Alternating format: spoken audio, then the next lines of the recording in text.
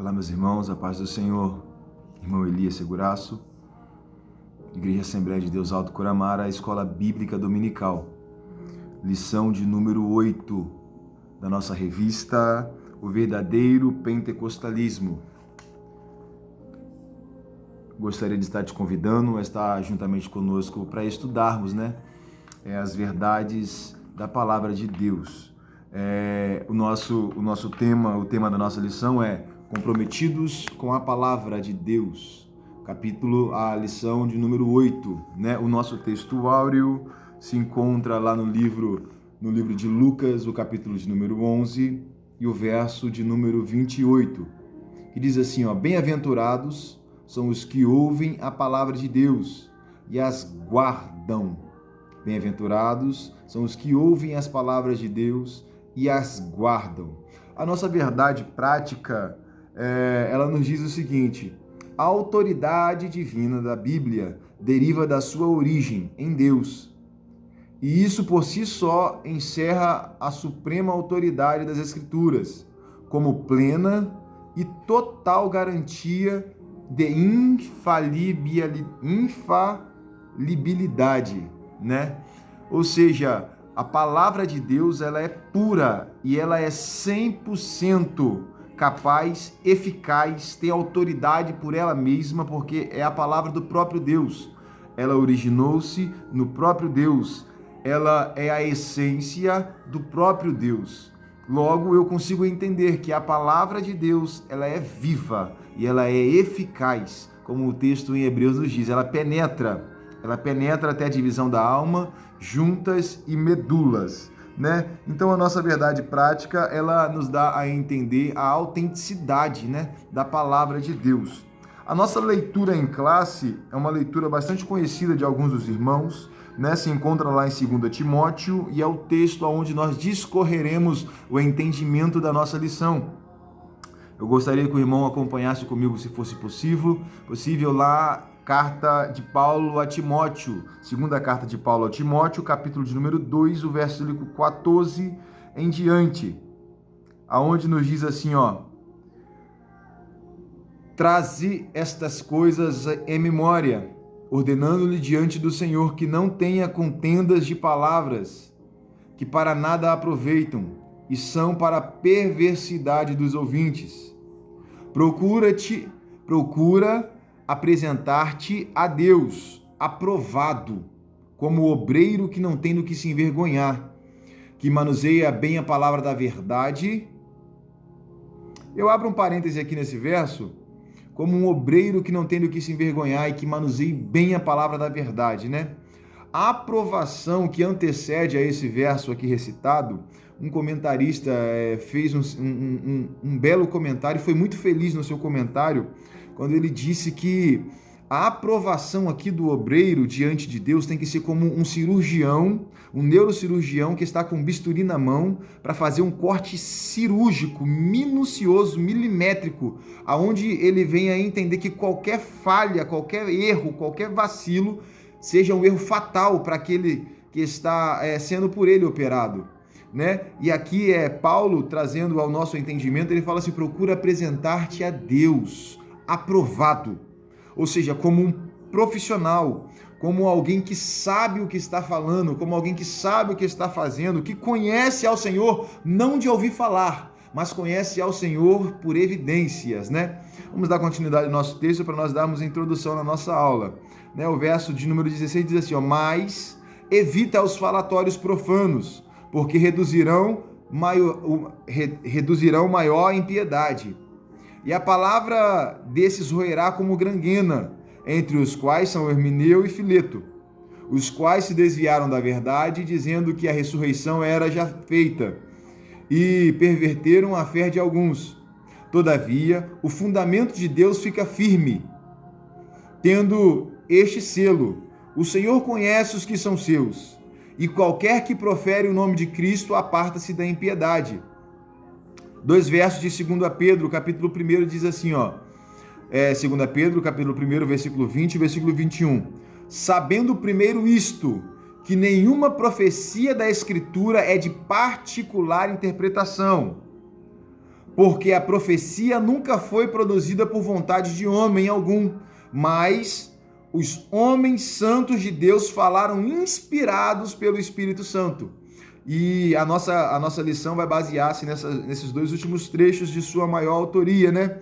Que a Escritura, ela não é de particular interpretação, né? Mas ela é uma propriedade do Espírito para falar à igreja, a Israel, aos gentios. A palavra de Deus é uma linguagem aberta ao povo. Ela não é uma particular interpretação, como muitas pessoas têm feito por aí, né? Muitas pessoas pegam um texto da Bíblia e isolam esse texto, criando pretexto para fazer o irmão pecar ou para ele mesmo tropeçar no próprio erro, no próprio texto, isolam o texto e utilizam como base profética para a sua vida de uma forma singular, quando na verdade a palavra de Deus ela é totalmente inspirada pelo Espírito para ensinar, exortar, redarguir, trazer calma para o coração, né? Não como muitas pessoas têm feito por aí. Né? 3 objetivos específicos a nossa lição tem. O primeiro é afirmar a autoridade da Bíblia como sendo a palavra de Deus. O segundo, mostrar o zelo pela boa doutrina, porque a doutrina bíblica é a doutrina que nos mostrará a forma correta de andarmos desse mundo para alcançarmos a salvação. E o terceiro, que é pontuar os cuidados quanto aos modismos, né? Muito modismo tem entrado nas igrejas por aí afora. Muito modismo, muita modinha, muito pode, muito não pode, quando na verdade a palavra de Deus nos diz de verdade o que é que pode e o que é que não pode, né? A nossa introdução, vamos correr no texto, no assunto, não vamos ficar muito presos aos pontos, vou tentar ser o mais rápido, o mais objetivo possível, para que essa aula não fique tão alongada, né?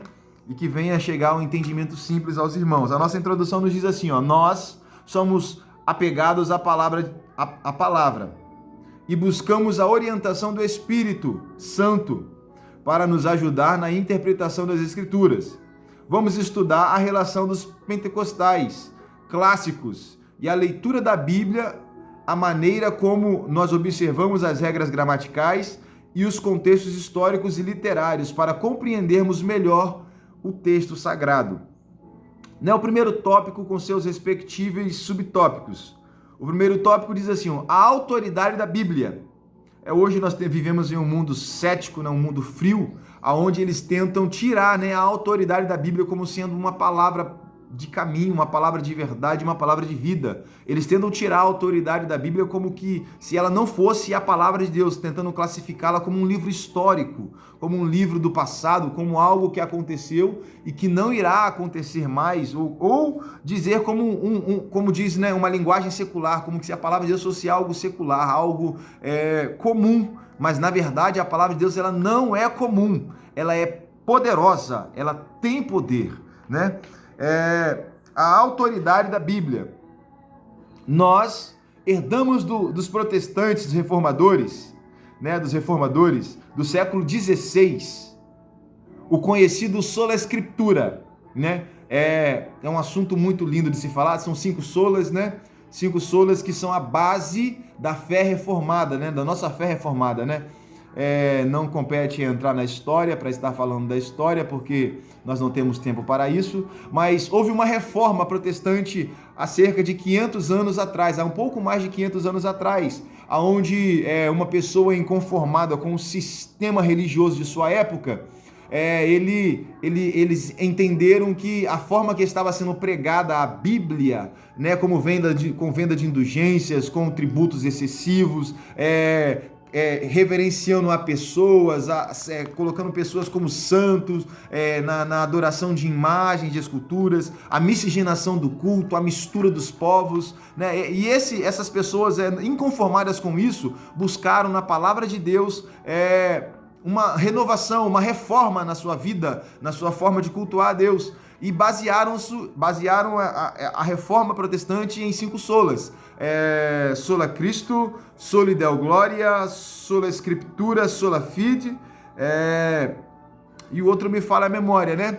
Mas são 5 solas, onde salvação somente mediante a Cristo, somente mediante a fé, somente através da palavra, e só a Deus dai glória. são as 5 solas, né? Talvez esteja me faltando a memória. Mas aqui nós usamos, né? Ele usou apenas uma das 5 solas, sola escritura, que é a sistemática que deixa em ordem os estudos que dá autenticidade e autoridade à palavra de Deus como regra de fé e prática a ser seguida, como regra de fé para que todo cristão siga e encontre no final a salvação que está em Cristo Jesus. Sola Escritura. Cada um dos 5 solas representa a chave de cada doutrina central dos reformadores como Lutero.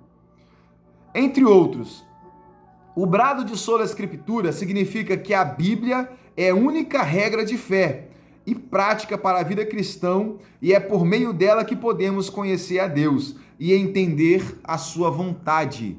Sola Escritura, no primeiro ponto, significa isso, que a Bíblia é a única regra de fé e prática que o cristão genuíno possui para conhecer ao Senhor, para ouvir a voz de Deus, para receber uma palavra profética da parte de Deus. A Bíblia é o livro que fala do passado, que fala do presente e que projeta diante do homem o futuro que tem se tornado presente nos nossos dias.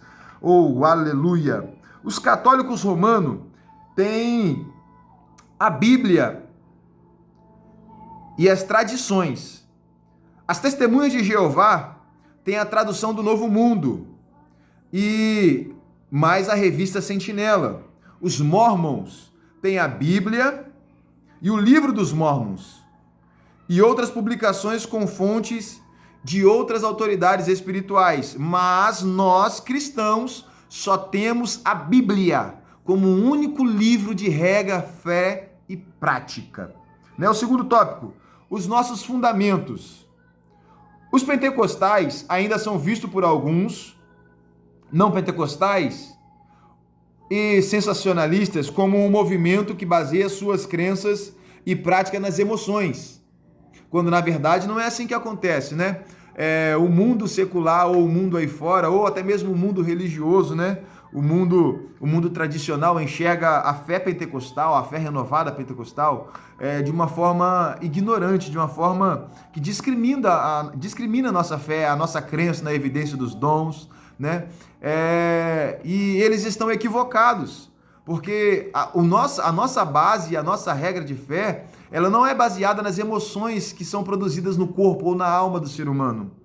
A nossa regra de fé e prática, ela é produzida pelo conhecimento que a palavra de Deus nos transmite, né?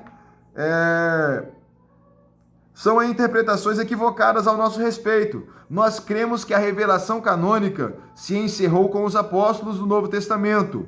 A nossa fonte de autoridade é unicamente a Bíblia, conforme a declaração de fé das Assembleias de Deus. A Bíblia é a nossa única regra de fé e prática. Não necessitamos de uma nova revelação extraordinária. Nós não precisamos de disse-me-disse, ou de revelação, ou de profecia, de profetadas, ou de coisas que acontecem por aí afora, não. A nossa única regra de fé e prática é a autenticidade e a nossa convicção de que a palavra de Deus nos é suficiente, né?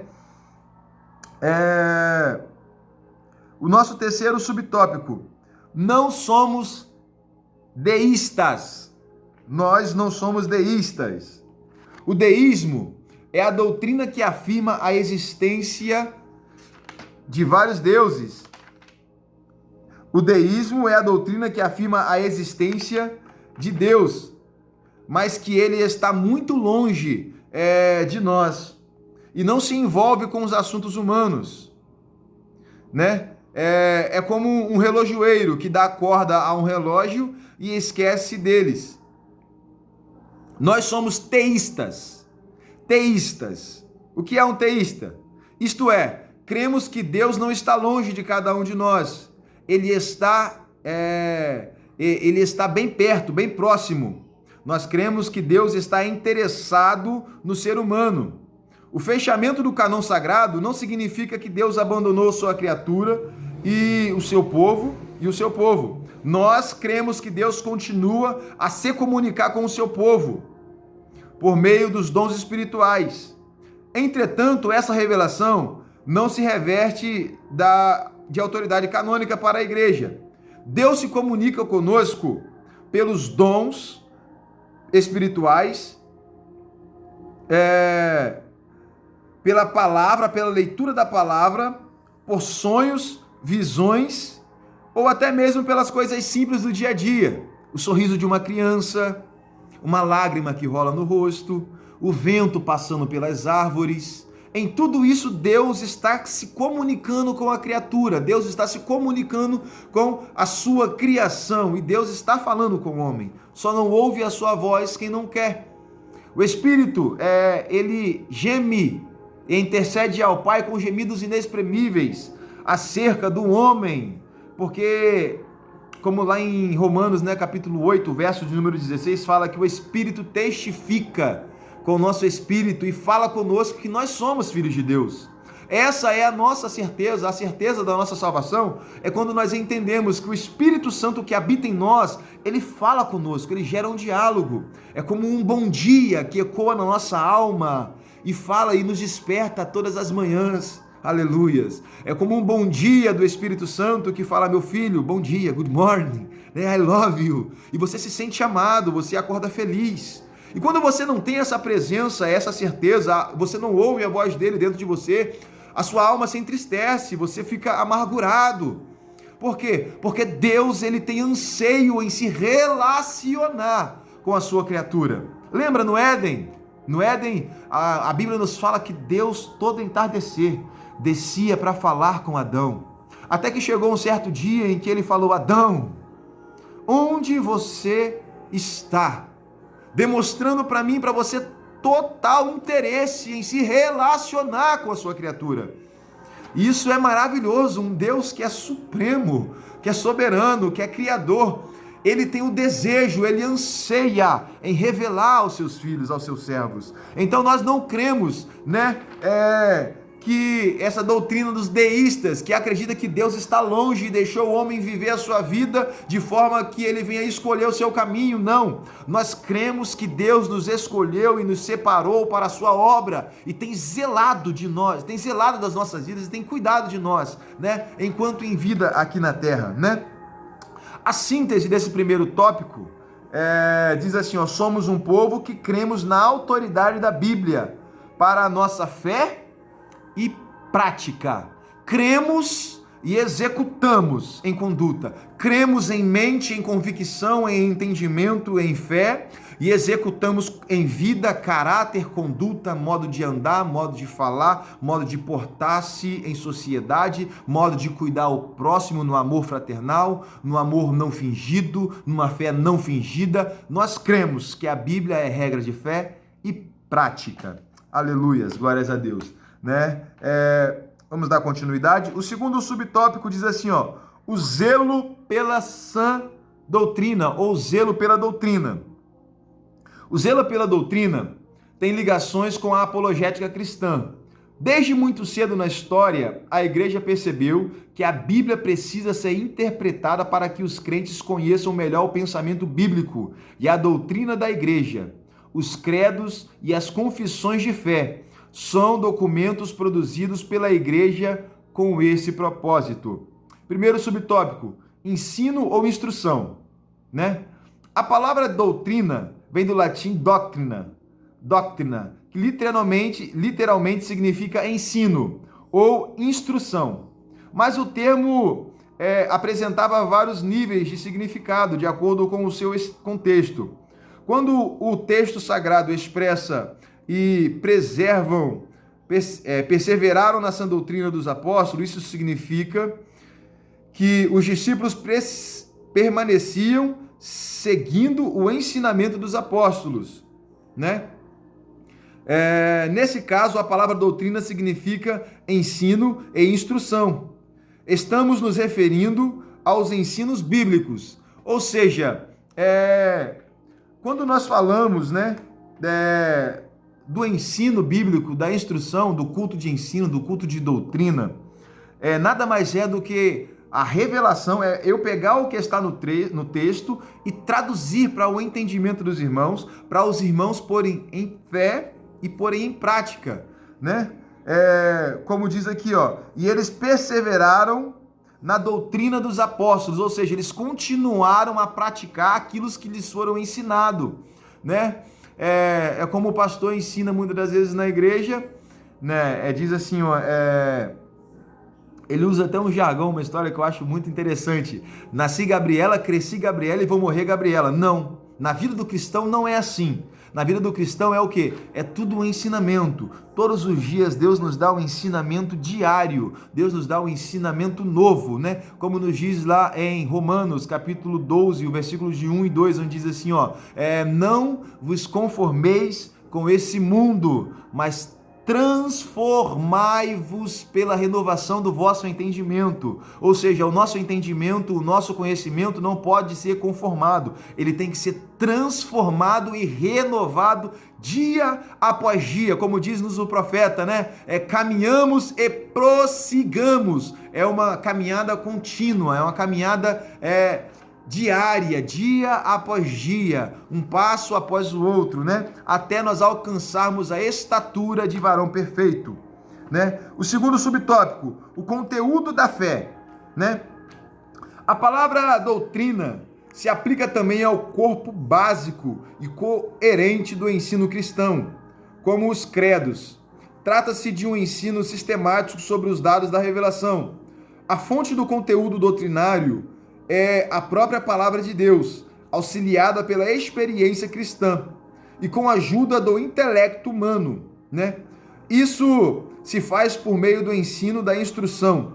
Quando o apóstolo Paulo diz: trazei estas coisas à memória, ele está se referindo à sã doutrina, aquilo que foi ensinado lá atrás. Abra um parêntese aqui. O texto lá em Apocalipse, no capítulo de número 3, o evangelista João escrevendo a revelação que Deus lhe deu acerca das igrejas da Ásia. Um daqueles contextos diz bem assim, ó: lembra-te, pois, onde caíste, e te arrependas, e pratique as primeiras obras.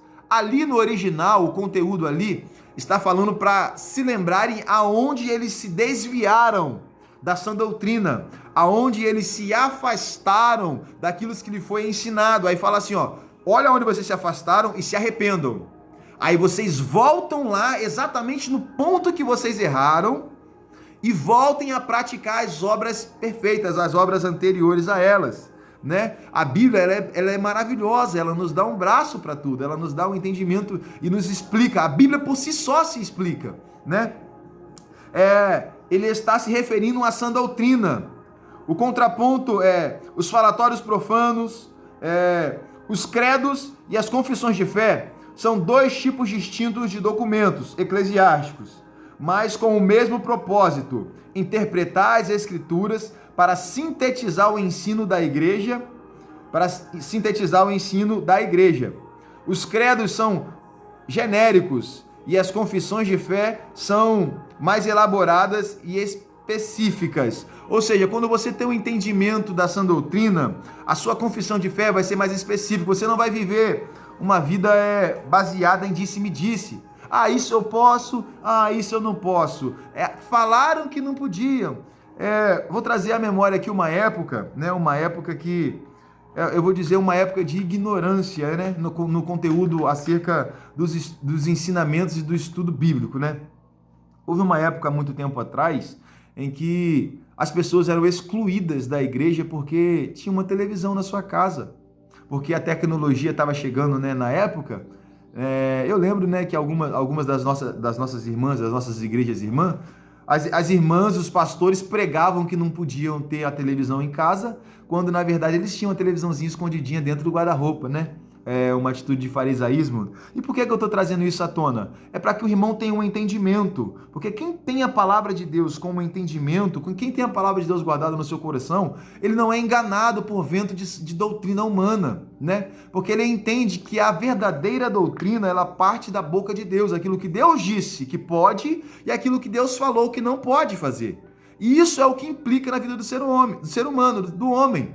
O homem, ele tem a escolha, a livre escolha. Não, não dizendo do livre-árbitro, né? Não é um assunto para essa aula. Mas o homem tem uma livre escolha com condições acerca do homem, não com relação a Deus, né? O homem, ele pode escolher bem, ele sabe o que é o certo e o que é o errado. Ele não vai tomar um copo de vinagre imaginando que aquele vinagre é água, não. Ele sabe que é vinagre. Ele não vai tomar um copo de água imaginando que aquilo é um refrigerante. Ele sabe que aquilo é água, ele sabe que aquilo é refrigerante. Ou seja, o homem no seu intelecto, ele tem, né, a direção certa a ser seguida. E quem tem a palavra de Deus implícita no seu coração, guardada no seu coração, não é enganado por muitas falácias, por muitas heresias que são ensinadas por aí. O povo é enganado, né? É rosa de Israel, é azeite ungido, água do Rio Jordão, é vassoura de fogo, é tanta coisa, tanta heresia, tanto ensinamento errado, que nós precisamos dar, meia volta e voltar lá atrás aonde nós erramos, nos arrependermos e voltarmos a praticar o quê? A palavra de Deus como ela é de fato, como Deus deseja que ela seja vivida, pregada, né? E ensinada para o povo, né? Vamos dar continuidade. O terceiro ponto desse segundo subtópico. A nossa confissão de fé é a Bíblia. A nossa confissão de fé é a Bíblia, né? A nossa confissão de fé não é de autoridade particular. Ou seja, eu não acredito particularmente na Bíblia ou na pregação que sai unicamente da boca do pastor. Eu não acredito na pregação e que sai da boca do pregador, do visitante, né? Eu não acredito nisso. A minha fé e a minha convicção está particularmente ligada e inteiramente na palavra de Deus. Se houver uma ministração, eu vou lá na Bíblia procurar para saber se de fato é aquilo que está acontecendo, né? A profecia em si, ela precisa ser julgada aonde? Quem julga a profecia? A palavra de Deus. Uma profecia só é verdadeira se a palavra de Deus der respaldo para ela, se ela estiver baseada na palavra de Deus. Ou seja, Deus fala, né, de uma forma particular com o ser humano, mas de forma profética, só com respaldo bíblico, né? Porque, imagina, Deus manda te dizer que Ele vai entregar uma chave na sua mão, uma chave que vai abrir uma porta, uma grande porta. Meu irmão, pelo amor de Deus, a chave está na mão de Deus. Ele vai querer te dar a chave que abre e que fecha, que só Ele tem? Não, isso é heresia. Deus pode fazer o seguinte, meu irmão, eu sei que está passando um momento difícil, mas Deus manda te dizer que Ele vai abrir uma porta de emprego para o irmão. No dia seguinte, o irmão volta para testemunhar, tá bom? Ou seja, aí eu tenho um respaldo e tenho a evidência, né, a manifestação dos dons para que eu acredite, de fato, nessa profecia. Porque ela precisa estar baseada na palavra de Deus, né? Vamos lá, dando continuidade. A nossa confissão de fé não é de autoridade particular, pois expressa o pensamento e a vida da igreja. Esse documento é submetido a escrituras e estão em conformidade com elas. A nossa declaração de fé ocupa extraordinariamente importância na vida da igreja. Como sumário doutrinário da Bíblia, ajuda para a compreensão, além de servir como proteção contra as falsas doutrinas. Entretanto, a palavra final é a Bíblia. A declaração de fé expressa doutrinária oficial da igreja é a Bíblia. Há no Novo Testamento embriões de credos e confissões de fé que foram desenvolvidos ao longo da história da igreja. Ou seja, assim, embriões ou braços que vai direcionar para a igreja. Ou seja, todo o córrego, ele vai se estender, mas ele vai se debaldar em um rio. Ou seja, o rio e a fonte continua sendo a igreja. Nada foge da igreja. Tudo é direcionado na edificação da igreja. A revelação bíblica, a profecia, a manifestação dos dons, a efusão dos dons, o derramado do Espírito, o encher-se do Espírito, o revestimento de poder, né? As armaduras contidas lá em Efésios, a armadura, o capacete da salvação, está direcionada à igreja. Ou seja, tudo que corra fora disso pode até fazer um percurso, mas se não finalizar no rio que é a igreja, está fora da direção da palavra de Deus. A síntese do segundo subtópico, caminhando para o final da nossa EBD, diz assim, a nossa confissão de fé não é de autoridade particular, pois expressa o pensamento e a vida da igreja. Esses são documento submetido às escrituras e está em conformidade com elas, ou seja, não há atrito, ela se encaixa como a peça de um quebra-cabeça. Igreja e palavra de Deus. Dando continuidade ao terceiro tópico, com seus respectivos subtópicos, de uma forma bem clara, rápida, prática e objetiva. Diz assim, cuidando quanto aos modismo, e é um dos pontos mais interessantes da nossa lição. O nosso conteúdo com a doutrina de ir e vir além do combate aos modismo é servir para a defesa da nossa fé, das seitas e heresias, refutar os erros que se opõem aos ensinos bíblicos, e persuadir os contradizentes para que eles se convertam ao Evangelho. Devemos fazer o melhor para Deus. Primeiro tópico, modismo. Modismo. Palavra terrível, né? Moda, modinha, modismo. Isso é inaceitável entre o arraial dos santos, entre a igreja e o povo de Deus, Vamos lá. Modismo. Essa palavra traz a ideia que está na moda. Isso se aplica também no campo teológico. São os ventos de doutrinas que vêm e se vão, que têm caráter efêmero, passageiro, que para nada se aproveitam. Em outras palavras, ensinamentos inúteis e inapropriados, que não se lembram, quem não se lembra do dente de ouro, do dom da unção, cai, do sopro, a unção do sopro santo, do G12, a febre dos anjos e de outras aberrações doutrinárias. Onde estão os seus promotores e expoentes? Não há como combater esses abusos e essas práticas exóticas sem o conhecimento adequado da palavra de Deus. Ou seja, o cristão que não tem a palavra de Deus centrada no seu coração e que não a conhece de fato, ele cai nesse modismo, ele cai nessa modinha. Ele deixa ser levado, ele é enganado no seu próprio entendimento, Como a palavra de Deus nos fala lá no livro de Provérbios, se não me falha a memória, o capítulo de número 4, o verso de número 23, fala assim, sobre tudo o que se deve guardar. Guarda o seu coração, porque dele procedem as saídas da vida. Aí, Jesus falando aos seus discípulos e algumas pessoas, ele fala assim, porque de dentro do coração do homem saem os maus pensamentos, as prostituições, os homicídios, os adultérios, as fornicações, e todas essas coisas ruins ou todos esses males saem da onde? De dentro. Por isso que Jeremias ressaltou dizendo o seguinte, que enganoso é o coração e perverso, quem o conhecerá?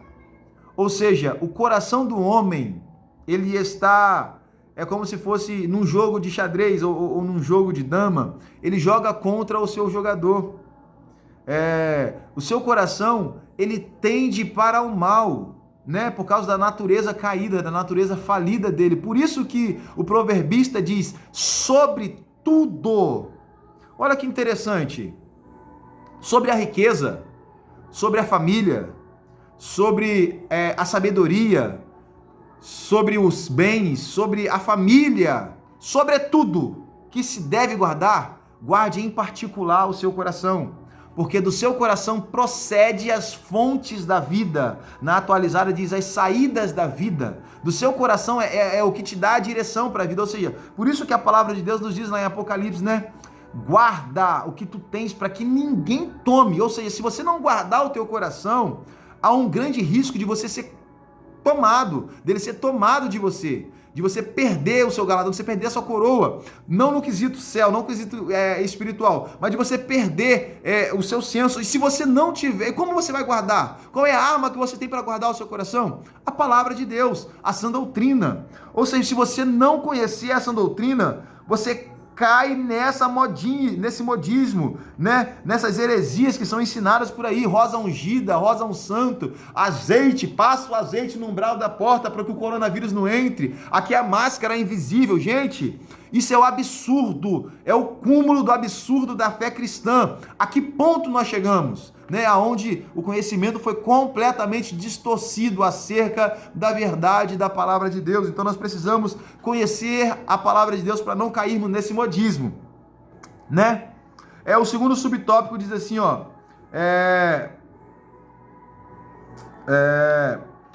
o segundo subtópico diz assim, ó, procura apresentar-te a Deus aprovado. Essa qualificação vem do Espírito de Deus. Apresentar-se a Deus aprovado significa estar disponível, testado e aprovado por Deus e conhecido pela igreja. Não basta apenas ser... Tem um evangelista aqui no bairro onde eu moro que ele fala assim, ó, você precisa pregar o que vive, ele fala desse jeito, e viver o que prega. Porque se você pregar o que você não vive, você vai viver. Na dor ou no sorriso, você vai viver. Ou seja, você precisa saber, você precisa ser testado, e você precisa ser conhecido por Deus, e você precisa ser conhecido pela igreja. Você precisa ser conhecido em cima, nos céus, por Deus. Lembra de Jó? Olha lá, ó, vixe meu servo Jó, conhecido no céu. E precisa ser conhecido na terra. Lembra-te, Jó, quando nós íamos tomar conselhos, os amigos de Jó indo interpelar Jó, falar que iam, ou seja, Jó era conhecido em cima e conhecido embaixo. Nós precisamos ser conhecidos em cima e ser conhecido embaixo como obreiro aprovado, né? No sentido literal, refere-se ao trabalho, né? Não, eu pulei o ponto aqui. Desde muito cedo na história do cristianismo, que a igreja precisou enfrentar uma avalanche de heresias. E a única forma de combater essas heresias é ser obreiro aprovado, que não tem do que se envergonhar e que manuseie a palavra da verdade como uma espada na mão do espadachim, né? É enfrentar uma avalanche de heresias e aberrações doutrinárias ensinada pelos falsos mestres.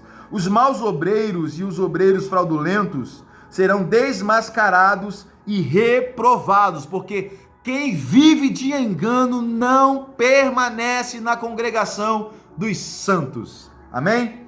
Terceiro subtópicos, como obreiro que não tem do que se vergonhar. O termo obreiro tem em grego, quanto em português, vem de obra, trabalho, e tem significado amplo no Novo Testamento. No sentido literal, refere-se ao trabalhador do campo. No sentido metafórico, a todos os que dedicam-se à obra de Deus. E de maneira geral aos apóstolos e demais oficiais da igreja. A nossa declaração de fé afirma o termo obreiro é genérico e usamos praticamente para todos os cargos e funções na igreja. Obreiro é para aqueles que estão disponíveis à obra do Senhor. Quarto e último subtópico, caminhando para a nossa conclusão, diz assim, ó, que maneje bem a palavra da verdade. O verbo grego para manejar bem é ototomeio. Literalmente é cortar reto, corte cirúrgico, corte com precisão, cuja ideia é cortar em linha reta. A ideia é manter o curso correto.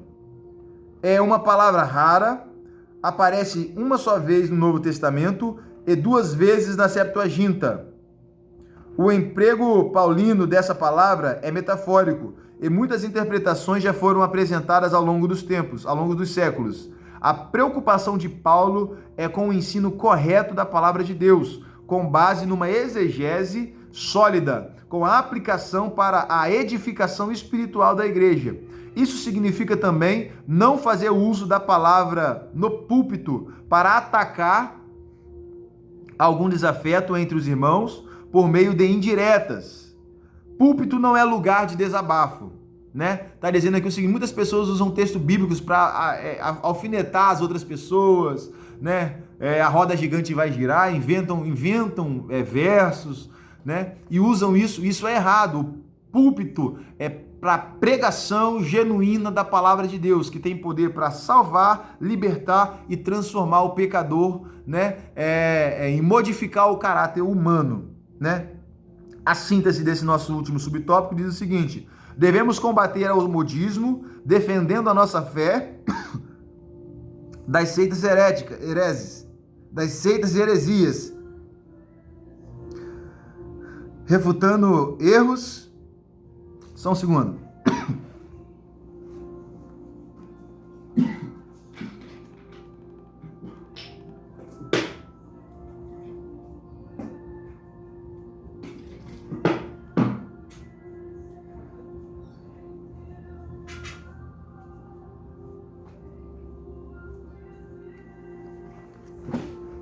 Amém. Né? Vamos lá, síntese do terceiro tópico. Devemos combater aos modismo, defendendo a nossa fé das seitas e heresias, refutando os erros contra os ensinos bíblicos, persuadindo e contradizentes para que se convertam ao Evangelho. A nossa conclusão é: nós temos compromisso com a palavra de Deus e cremos que ela é a única revelação de Deus escrita para a humanidade. Diante disso, fica claro que nenhuma outra literatura excede a autoridade sobre as nossas vidas. Ou seja, a Bíblia e a palavra de Deus, ela tem a autenticidade, a autoridade, tem poder. Sim, ela tem poder, né? Ela é o Evangelho, ela é a boa nova, a boa notícia, né? Ela nos dá um novo conhecimento de vida, uma nova maneira de se viver, uma nova linha de conduta, um novo caminho, né? A palavra de Deus nos mostra tudo isso e nos faz audíveis ao nosso Criador e nos mostra como nós devemos nos aproximar dele. Meu irmão, chegamos a mais uma conclusão de uma EBD. Eu tenho certeza que Deus falará profundo no seu coração e sei que Ele continuará aperfeiçoando a sua obra, na minha e na sua vida, até o dia da sua vinda, né? Eu sei que o Espírito Santo, ele tem a sua forma de palestrar no coração de cada um. Então, se você tem alguma dúvida concernente à palavra de Deus, procure pessoas que têm base para te ensinar, os seus pastores, né? Se você é uma irmã, procure as esposas dos pastores, né? A liderança dos jovens. Estaremos aqui sempre de braços abertos para tentar sanar a sua dúvida na medida do possível, né? E eu tenho certeza que o mais o Espírito Santo fará por você. Meu irmão, que Deus possa continuar te abençoando, te guardando e te livrando de todo mal, e que sua semana seja uma bênção. Que Deus te abençoe no nome de Jesus. Amém e amém.